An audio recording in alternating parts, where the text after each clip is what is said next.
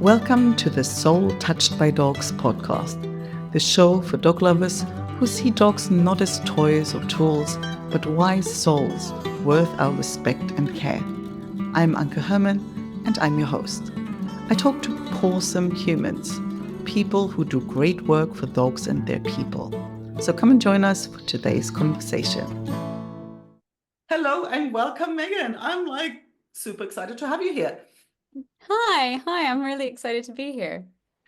Wonderful. So let's start out as we always start. Let people know where in this world you're from, where you're based, and what's your business with dogs. Yeah, okay, cool. So I'm originally from Toronto, Canada, but I've been in London, England for coming up to 9 years now. I moved here in my early 20s for 6 weeks to check it out, and clearly I loved it. Never left.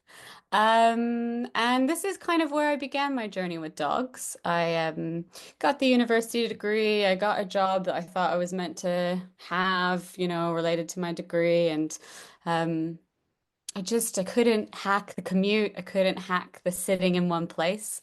I did it for about a year. What And was the then, job? What was the original career? yeah, I worked in like social enterprise that worked in Oh, home, okay. which, like could have been a pathway for me, but it didn't fit if something felt kind of off.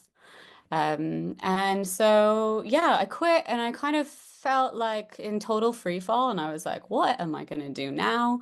I just want to be outside. I just want to do something that I love. I grew up with dogs and so I got a job at a dog daycare as a dog walker. And I worked there for about 2 months before I got fired, which which was probably for the best. Me and the owner, we didn't really gel. She maybe was a bit too into the like obedience training, for her dogs and her staff. Um, but I think that was like a real blessing in disguise or like a real pivot moment in my life because I just thought, well, I'll just do this myself.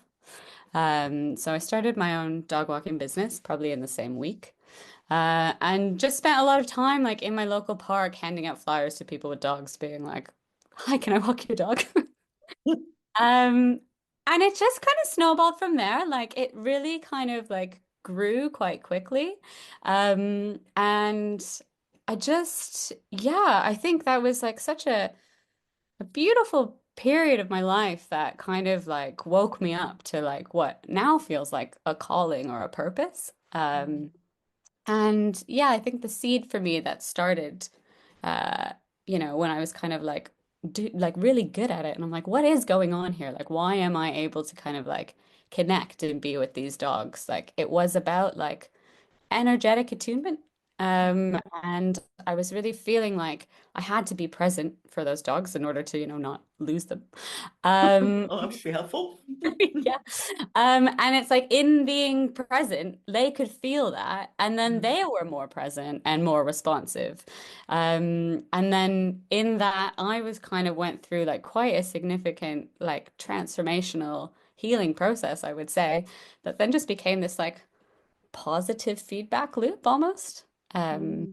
and then from there, I started to, I had lots of clients who really kind of trusted me. And so I just started offering training walks with the dogs that I was already walking. Like, I know your dog pretty well. Why don't we go on a walk together and I can kind of show you what I've learned about them? Oh, that is Yeah. very cool. I love that. So it's not so preachy in a sense. Like it's not like here's the commands, like this is what you do, and here's where the treat goes.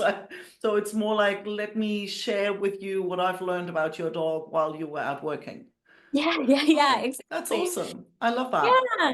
Yeah. And it just, yeah, it really sparked some like creative energy in me.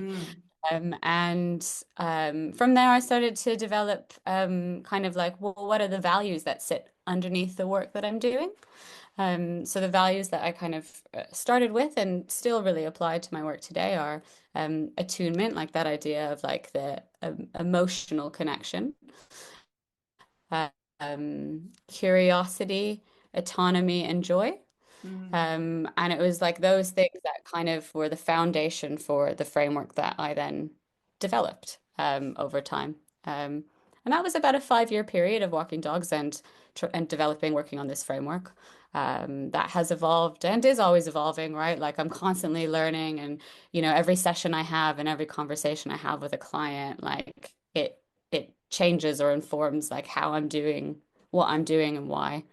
Um, and like, I guess I would say that I went on I was maybe mentioned that I was on this kind of parallel process of like healing my own stuff, and like being in relationship with dogs, like so facilitated that. Yeah. And every time I learned something over here in the people world, or like about our nervous systems or our kind of like reactive responses owing to our trauma, I would just be like, this is the same for dogs. We're also similar, isn't it? I love that. I love that how you just sort of take one step at a time, start like this. Sounds really like how I started my sewing business, just like, hey, do you want a dress, right? I mean, it's kind of initially it's hard in the beginning. It's like when nobody knows you, but it catches on quickly, right? So I'm really curious about the framework you mentioned, so do you want to unpack that a little bit? Like, is there like, has it got a name, or like what are the core pieces to it? Obviously, we're not going to have time to sort of dig in. That's when people can find out more about you and get closer. But if you want to have a little kind of overview of the framework. Yeah, yeah, I would love to. It's funny if you've asked if it has a name, and I've thought, for years, like, why doesn't have this have a name? I'm not a marketing dude. Well, I can go into the pieces, right? So, I guess because of how I began and the language that I used was around training and it was about like skills development. Um, that was maybe how I started, but because I was learning a lot about like the nervous system and polyvagal theory and like stuff to do with like somatic healing, like in my own life. Um, and I started to apply that more with working with dogs and like how I was positioning myself in the world. Um, a lot of my work became about supporting people whose dogs are reactive. That's in air quotes for people who are listening. Anxious, fearful, so dogs that have any kind of like behavioral concerns. And um, no, no matter like what the behavioral issue that someone kind of comes to me to address, I usually start in the same place. And then it is very much emergent and we go from there. And I do have kind of like tools and frameworks that we work through. But I guess the seed is always like trying to help them understand that the dog is in a reactive state owing to like a dysregulation in their nervous system. Mm. And they're acting from a place of fear and not aggression. And that can be a trauma response, or it can be just, a chronic kind of like fear place that they're in. Um, and because for me, the why is so important because it informs the what. And, even people who come to me with less of like a obedience background or like how do I get my dog to stop doing that? People still don't necessarily have that framing of understanding. And once I can support them to see that and they can see that, your dog is dysregulated, then the approach changes, right? We care about regulating your dog and helping them feel safe, helping them feel understood, rather than kind of change the behavior, which is kind of like more Yeah, on the surface, right? yeah. Uh, so It's that's like a kind of band-aid kind of stuff. So how do how does somebody go about? Somebody goes, oh yeah, nervous system, that makes sense. So for us, people will go, oh yeah, I can go meditate, do meditation, do somatic exercises, that kind of stuff. Like, I have tried yoga with my dog. It was very funny. It a downward dog and I'd get my face licked. So yoga with a dog did not work well for me. So I mean, like, how do you suggest somebody helps their dog calm their yeah. nervous system? Yeah, cool. Thank you for that question. Because well, I guess like so for a few years, like I was working with my own tools and the things that I had learned, and I have like a different like caretaker skills. So I often start with the person, and I'm like, it's actually also about your self-regulation. It's about your ability to practice attuned communication and consent-based handling, and cultivate your observation skills. And so I kind of start with the person. Then when we actually look at working with the dog, something that slots honestly, like it's such a transformative approach that I've come across 2 years ago now, I guess, is something called Tellington Touch. Mhm. Um, is that familiar? Well, I mean, to me it is, but it might not be to listeners. So if you can kind of just like unpack a little bit. Sure, yeah. So I've been studying this for the last 2 years. I'm doing my practitioner training, and it's basically like a combination of body work, groundwork, and observation to support a dog to change their posture and improve their physical balance. Because I guess the theory behind it is that our physical balance and our posture influences our emotional balance and our mental balance. Well, that makes sense. Yeah. I mean, we know it's like, and you feel kind of different instantly, right? So that would make sense. Yeah, yeah, Mm, exactly, right. And often what I kind of ask my clients to do when I'm trying to explain that is, get them to think about a recent difficult conversation that they've had.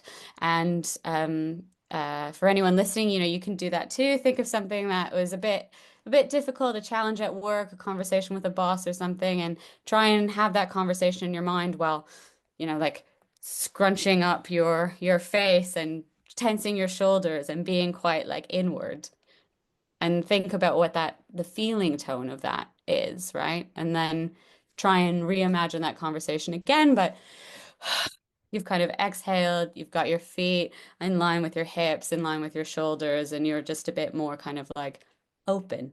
mm. And the feeling tone of that is quite different. And it's just the same for dogs. I love it because it's so true though, right? And when the problem is it works both ways. Like it works in a good way, but it also, like if we're tense, they also pick it up. So it's like I think we're Yeah. so connected that it kind of can backfire in a way, right? Yeah, yeah, yeah, yeah, totally, right? And that's why this kind of piece around attunement is so important. Because if attunement is that bridge between the human and the dog, right? Like our own embodied experience and our own ability to like self-regulate in those moments is so a part of that puzzle. Yeah. And I think actually when I look at my own experience, I think dogs can really like teach us in that way. Like I had here Mr. Kai, and he was like, really horrible start to his like little life. And then and when I got him, he would constantly, where's Kai? He'd be hiding in some flower pot. Like he'd Oh, literally be hiding all the time, right? So and he was very sort of very sensitive, very skittish, very nervous, and so you can imagine going for a walk with him in a historic part of town where there's like noises bouncing off, and it'd be like, wasn't much fun with him. He was like such a puller, like crazy. And but sometimes it was better than or worse than others.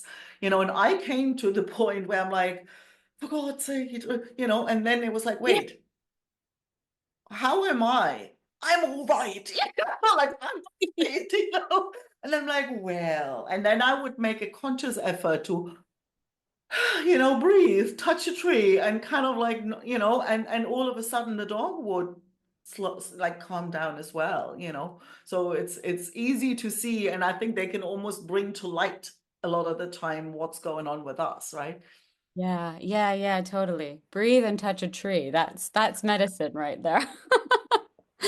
And yeah, so I just think it's like so important to think about how we're showing up in those moments. And then thinking on the other side, like for the dog, like, well, if your dog is walking down the street and they hear a sound and they hear a cyclist or there's a kid running around and like every time they are a bit experience that arousal, like what are they doing with their body, right? They're gonna be probably contracting and tensing in the same way. Yeah. Um, and then once that kind of happens chronically, right, that becomes their habit, their posture, right? And so I think having this more body-based approach that works directly with like supporting them to change their posture through body work, through groundwork, through non-habitual movement. It's just like the changes that I've seen have been unlike anything I've seen in the years prior to doing it. Wow. Yeah. I mean, it makes all the sense in the world. And is that something that that you teach the owners, or is that something that they'll come to you for and you teach the dog, or how does that work?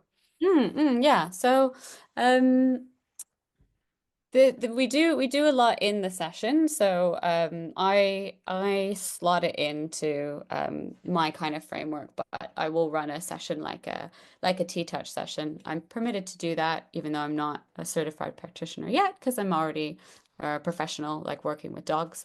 But I do a lot of like observation, like how is the dog coping in their environment? How are they moving around in their body? Are they putting all of their weight on all four of their paws? Like, what's going on? What's getting in their way? And as I do that, I'm sharing that information with the caretaker and like kind of, asking them what they're observing as well and trying to kind of guide them along the process with me.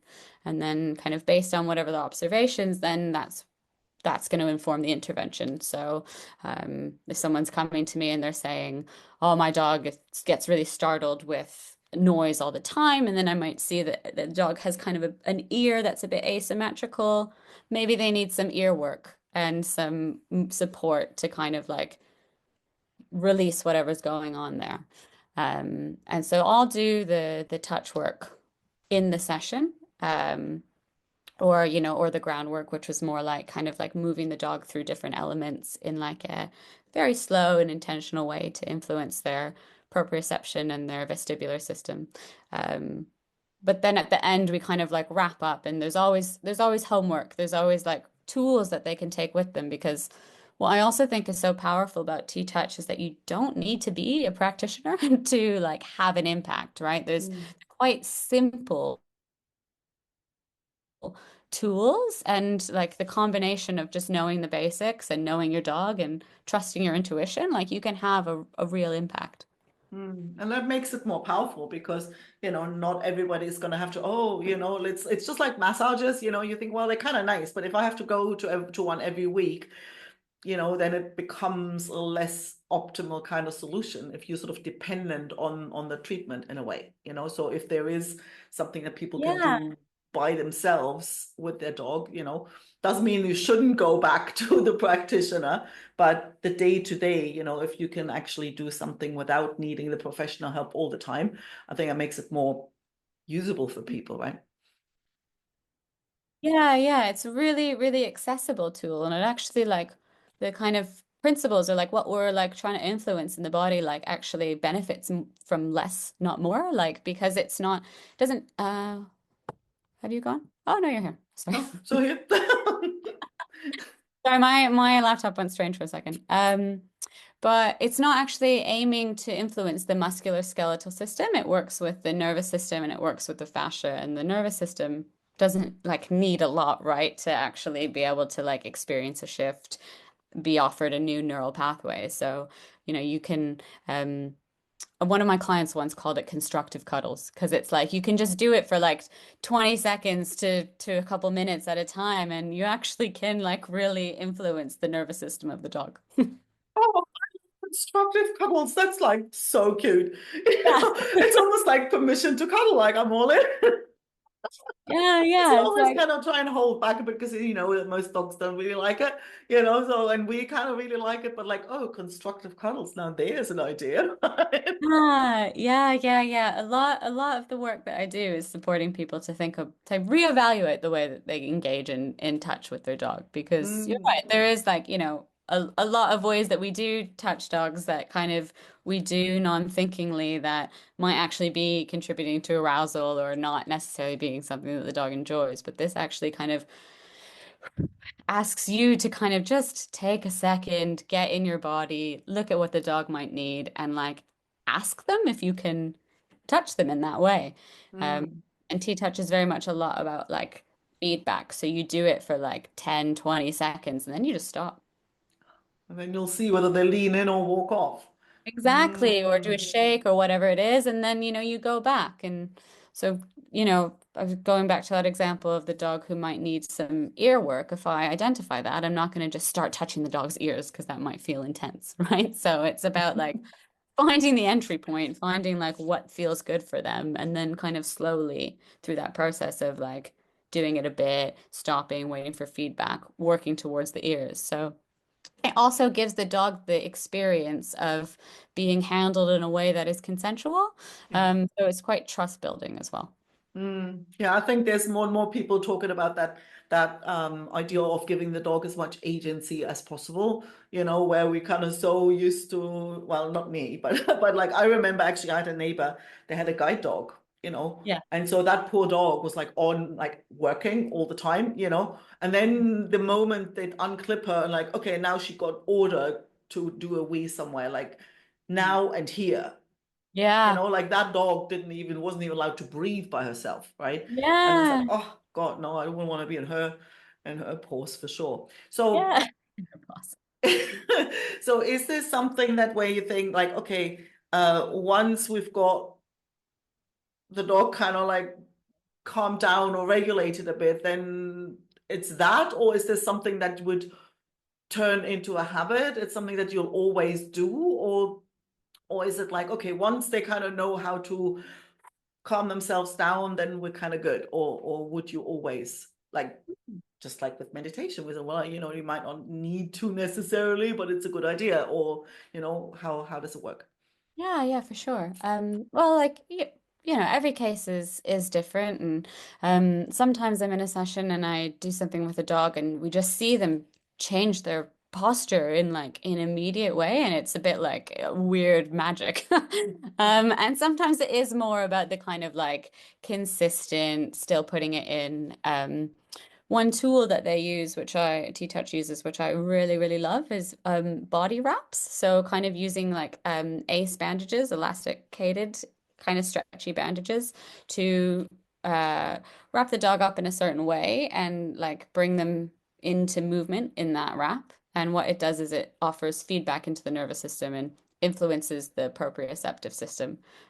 For people who aren't familiar with that word it's like basically your body's understanding of the body parts in relation to each other and the space around you. So if I've got kind of chronic tension in my shoulders, if I put a wrap on myself, my brain might send a signal being like, why are my ears so close to my shoulders? Oh.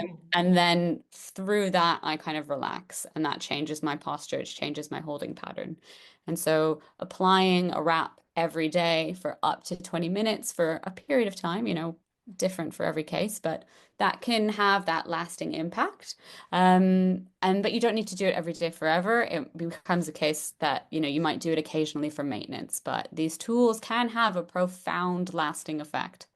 Yeah, no, it does make sense, because I think once you're getting used to being aware of that, like I remember it when I was living in London, of all places, there I used to go to Tai Chi classes, right? I remember the very first class, the guy goes, okay, go and stand there and relax your shoulders. And so you relax your shoulders, and he would come and goes, you've done yoga, haven't you?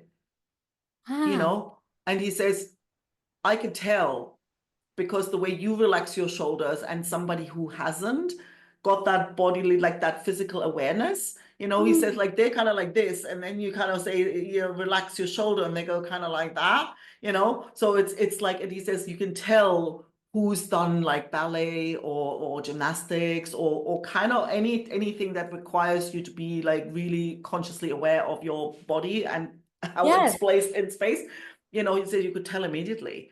yeah. And I think it sounds like, oh yeah, same for dogs, right? So it's almost like once they realize like, oh, actually, is that correct, or am I making this up? No, no, no, that's bang on basically, right? It's like, they don't if we're talking about a habit, a postural habit, right? And so if you're in that place where your shoulders are chronically tense or you're a dog and your ears are constantly back or a lot of, you can map on some of the more behavioral or emotional responses to how they hold themselves. So like a tucked tail is a fear pattern, right? Which we're probably familiar with, but um yeah, like if they're doing that, they're doing that non-thinkingly. That's a habit, and that often tensing yourself in that way, in a way that doesn't like help you use your body effectively, is probably quite painful.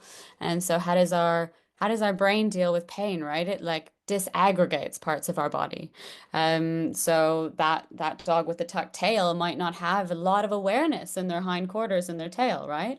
And so by using these different practices and tools, you can help them bring that part of their body back online. And then yeah, they have that awareness and they have that ability to kind of like move in a way that is more integrated. That makes so much sense.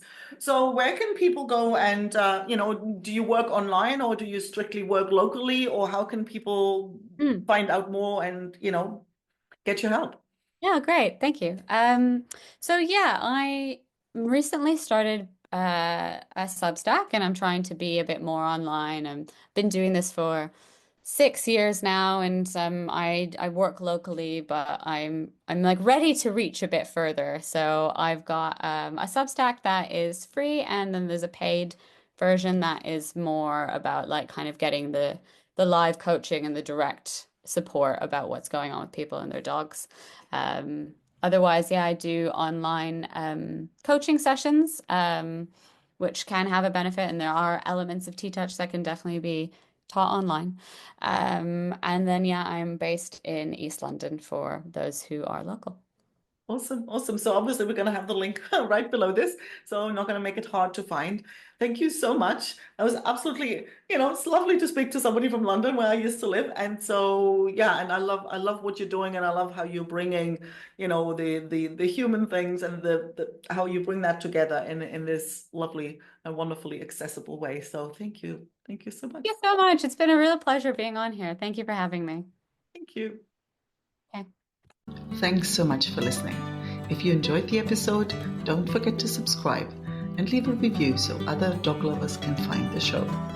If you haven't already, head over to soultouchedbydogs.com and sign up for weekly doggy cuteness, tips, recommendations, and personal stories to warm your dog-loving heart. And if you know a awesome human you think I should interview, I'd love an introduction.